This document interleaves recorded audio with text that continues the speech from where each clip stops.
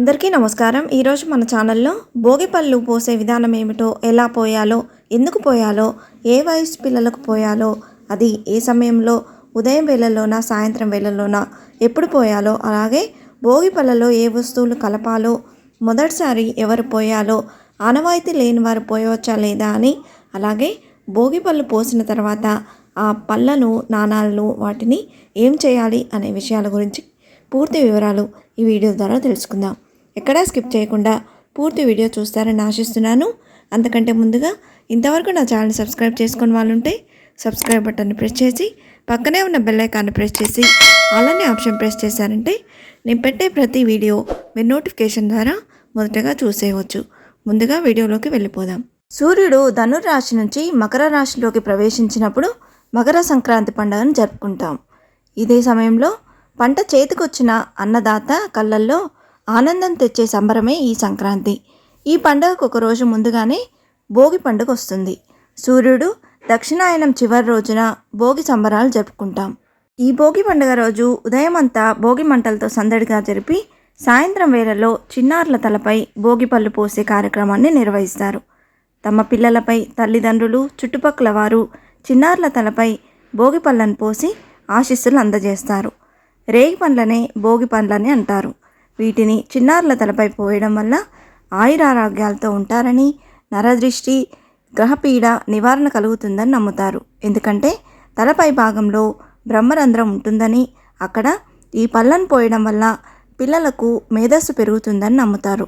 అలాగే శ్రీ మహావిష్ణువు ఆశీస్సులు లభిస్తాయని నమ్మకం. పురాణాల ప్రకారం శివయ్యను ప్రసన్నం చేసుకునేందుకు నరనారాయణులు బదరీవనంలో ఘోర తపస్సు చేశారంట. ఆ సమయంలో దేవతలు వారి తలల మీద బదరీ పళ్ళను కురిపించారంట. మరో కథనం ప్రకారం శ్రీవారిని పసివాడిగా మార్చి దేవతలందరూ బదరీ పళ్ళు అంటే రేగి పళ్ళతో అభిషేకం చేస్తారంట. కాలక్రమేణా అవి భోగి పళ్ళగా మారాయి. అందుకే ప్రతి సంవత్సరం చిన్నారుల తలపై పూలు భోగి పళ్ళను కలిపి పోస్తారు.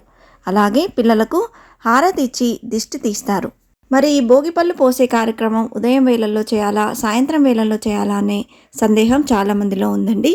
ఈ భోగిపళ్ళు చేసే కార్యక్రమం అనేది సూర్యాస్తమయం అవ్వకముందే పోయాలి. కాబట్టి సాయంత్రం 5 లోపు పోసుకుంటే మంచిది. ఈ భోగిపళ్ళను 11 ఏళ్ల వయసు లోపు ఉన్న పిల్లలకు పోస్తారండి. మొదటిసారి పిల్లలకు భోగిపళ్ళను పోస్తున్నట్లయితే వయసు బేసి సంఖ్యలో ఉన్నప్పుడు మొదలు పెడితే మంచిది. ఆనవాయితీ అంటూ ఏమి లేదండి. మనకు ఏ సంవత్సరం ఎప్పుడు మొదలు పెట్టాలంటే అప్పుడు మొదలు పెట్టుకోవచ్చు. ఈ భోగి పళ్ళల్లో ఏమేం కలపాలో ఇప్పుడు తెలుసుకుందామండి. ఈ భోగి పళ్ళల్లో చెరుకు కానీ, లేకపోతే చెరుకు అందుబాటులో లేకపోతే పటిక బెల్లం ముక్కలను కానీ, బంతి పూలు కానీ, లేక చామంతి పువ్వు రేకులను కానీ కలుపుకోవచ్చు. అలాగే అక్షింతలు, రేగి పండ్లను కలుపుకోవాల్సి ఉంటుందండి. వీటితో పాటుగా కొన్ని చిల్లర నాణాలను కూడా వీటిలో కలుపుకోవాలి. ఇప్పుడు పోసే విధానం ఏమిటో తెలుసుకుందాం.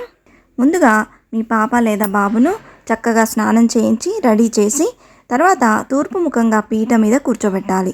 ముందుగా తల్లి పిల్లలకు గంధం, కుంకుమ పెట్టి చేతి నిండా భోగిపళ్ళు తీసుకొని 3 సార్లు సవ్య దిశలో, తర్వాత 3 సార్లు అపసవ్య దిశలో దిష్టి తీస్తున్నట్టుగా తిప్పిపోయాలి. ఆ తర్వాత అక్షింతలు వేసి హారతి కూడా ఇవ్వాలి. భోగిపళ్ళు మొదటగా చిన్నారికి తల్లి మాత్రమే పోయాల్సి ఉంటుంది. తర్వాత వచ్చిన పేరెంటాలతో పోయిస్తే మంచిది. భోగిపళ్ళు చిన్నారికి పోసే ముందు కృష్ణుడికి భోగిపళ్ళతో అభిషేకం చేసి తర్వాత చిన్నారికి పోస్తే మంచిది.